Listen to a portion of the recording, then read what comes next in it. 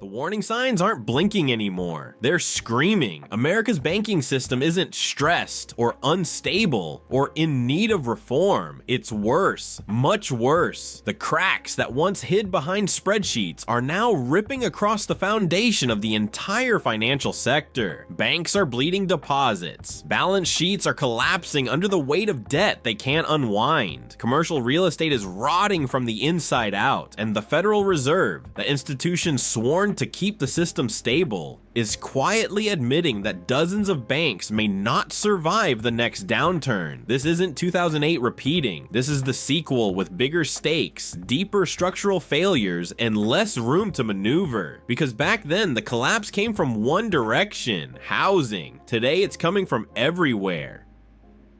Here's the evidence, and the 4 pillars of America's banking system that are already giving way. 1. The deposit drain. Americans are pulling their money out at record speed.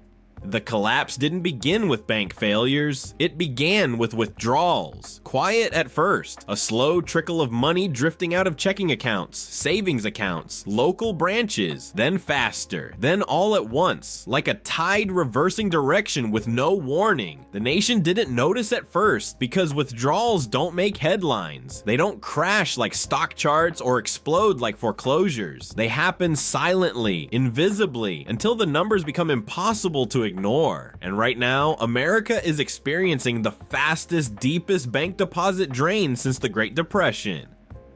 People aren't moving their money because they want better interest rates. They're moving it because they no longer trust the system holding it. In 2008, the crisis came from Wall Street. In 2023 and 2024, the crisis is coming from Main Street, from ordinary Americans who finally realized their local bank might not survive the next shock. The recession tightened everything. Inflation ate paychecks alive. Living costs doubled. Savings evaporated. And people did what humans always do when they feel the floor shifting beneath them. They took their money out of the institutions that felt most fragile: small banks, regional banks, community banks, banks that have been the backbone of American towns for decades. The problem? These same banks rely on deposits to survive. Without them, the system collapses piece by piece.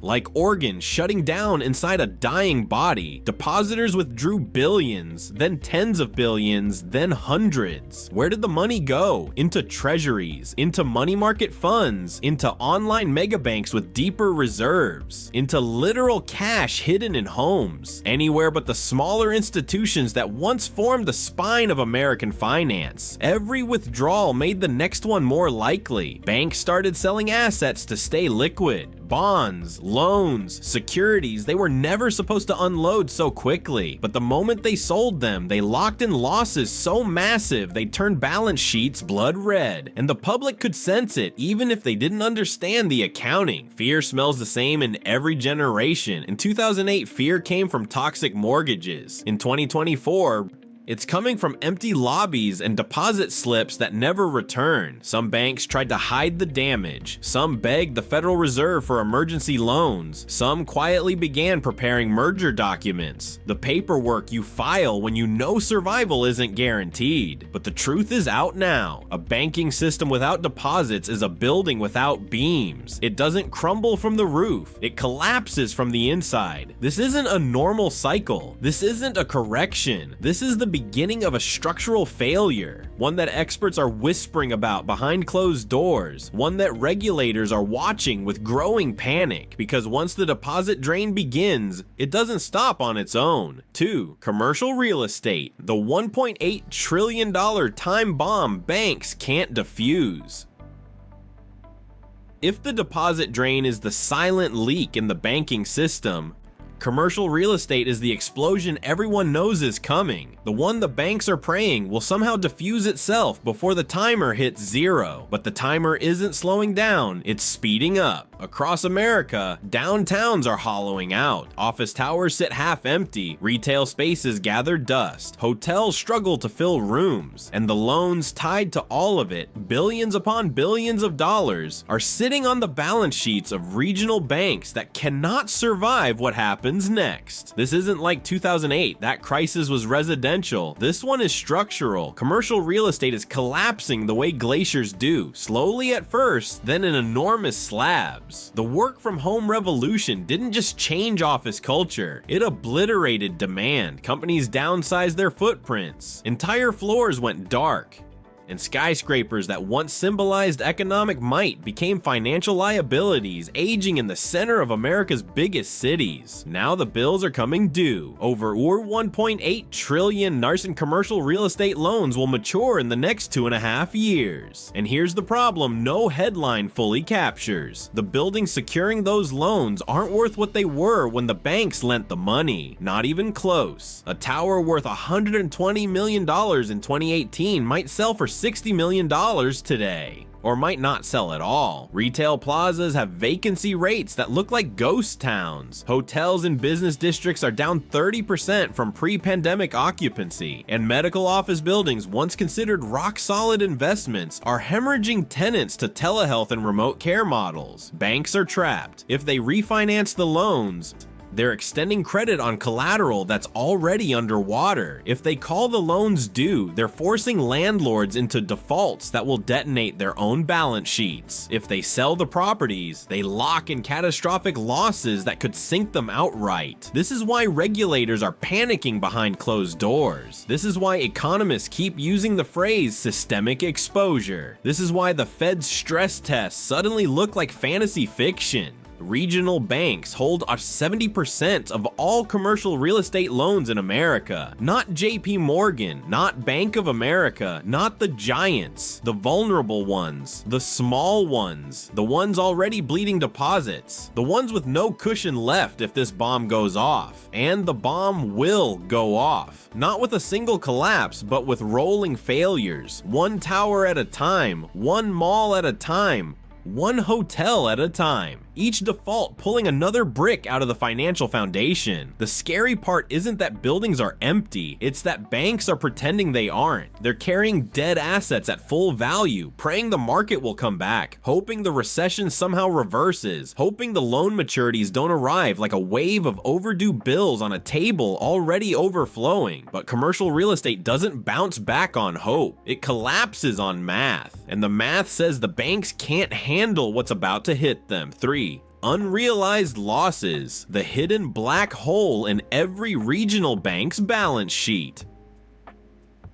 The scariest part of America's banking crisis isn't what's on the books, it's what isn't. Behind every smiling press release, behind every sturdy-sounding quarterly report, behind every assurance that the system is strong, regional banks are hiding something massive, something corrosive, something lethal. Unrealized losses so large they make 2008 look like a warm-up.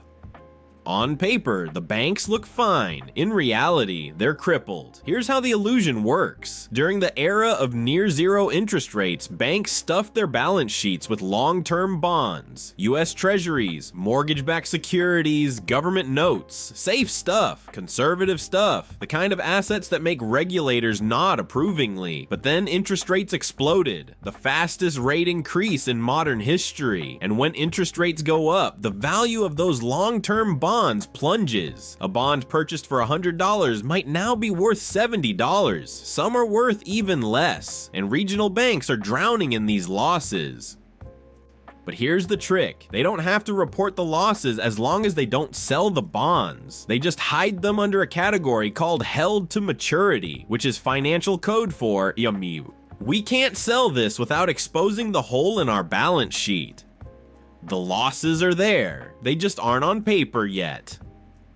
But the moment a bank needs cash to handle withdrawals, to stabilize liquidity, to survive a bad quarter, those hidden losses become real. This is exactly what killed Silicon Valley Bank, exactly what killed Signature Bank, exactly what nearly killed First Republic. And every regional bank still sitting on piles of these devalued bonds is one deposit shock away from the same fate. Some banks are already insolvent right now if you value their assets at current market prices. They just aren't admitting it. Regulators aren't admitting it. Politicians aren't admitting it, because acknowledging the losses would trigger panic. But the losses don't care about panic. They are expanding quietly, relentlessly, like cracks in a dam, and the recession is making it worse. As more people pull their deposits and move their money into safer institutions, banks are being forced to sell the very assets they're desperate to hide, locking in catastrophic losses that were supposed to remain invisible. This isn't mismanagement, it's structural failure, a flaw baked directly into the system, a system that pretends stability exists as long as no one looks too closely. But the truth is simple. If interest rates don't fall, dozens of regional banks won't survive. If withdrawals continue, they'll fail even faster.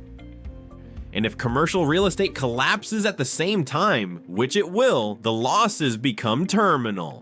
Unrealized losses aren't theoretical anymore. They're the black hole pulling the banking system toward a collapse deeper than 2008. A collapse the public hasn't been told about, but the insiders whisper about every single day. 4. The Federal Reserve's confession: significant bank failures are now expected. For months, the Federal Reserve delivered the same calming script. The system is stable, the banks are resilient, the stress tests look strong, the deposit outflows are manageable. Reassurance poured out like anesthesia, numbing the public into believing everything was under control. But behind closed doors, the truth was very different. And then quietly, almost reluctantly, the mask slipped.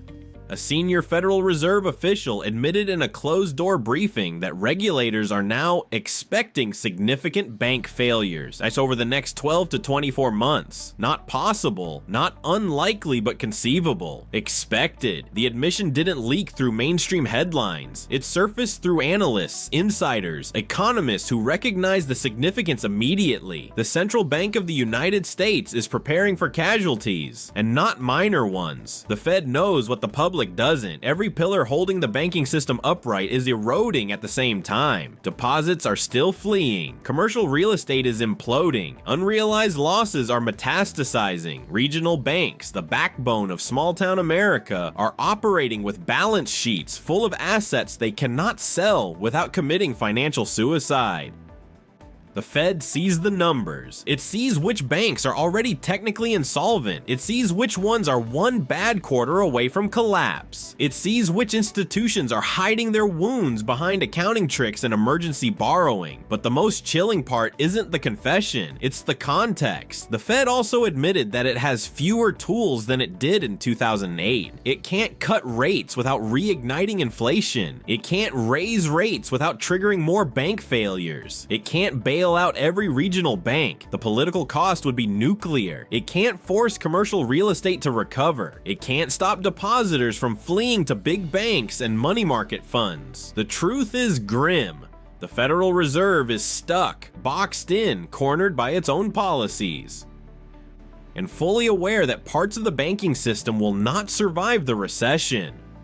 In 2008, one sector collapsed. In 2024 and beyond, multiple sectors are collapsing together. Banking, commercial real estate, consumer debt, municipal budgets, each one amplifying the damage of the others. The Fed knows what comes next. Bank mergers, forced closures, emergency weekend rescues, FDIC interventions, and a slow, grinding contraction of the financial landscape until only the largest, most consolidated institutions remain.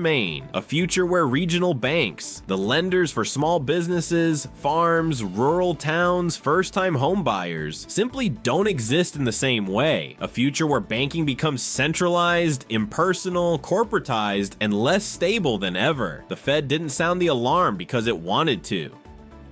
It did it because the evidence is now undeniable. And for the first time since 2008, the message between the lines is unmistakable. The collapse has already begun. The only question left is how far it spreads, and how many banks go down before the public realizes what's happening.